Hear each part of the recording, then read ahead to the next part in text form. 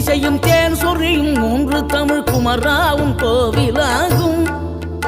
தினம் தேடி வரும் பக்தர்களின் தெளிவான முதிர்ந்த மனம் முருகாவும் மயிலுமாகும். வேடனுரு கொண்டு பெருவேங்கை மரமாகி நின்ற வென்றீர் அணிந்த முருகன், நீ வாடுகின்ற உள்ளமதில் வற்றாது அருள் சேர்க்கும் வானோர்கள் போற்றும் தலைவன். நீரெடுத்த மேனியுடன் ஆறிடத்தில் பேரெடுத்து நினைவெல்லாம் இனிக்கின்றவன், நீ ஓரெழுத்து ஆயுதமாய் ஒளிகின்ற வேலெடுத்து உறுதுணையாய் வருகின்றவன், எனக்கு உறுதுணை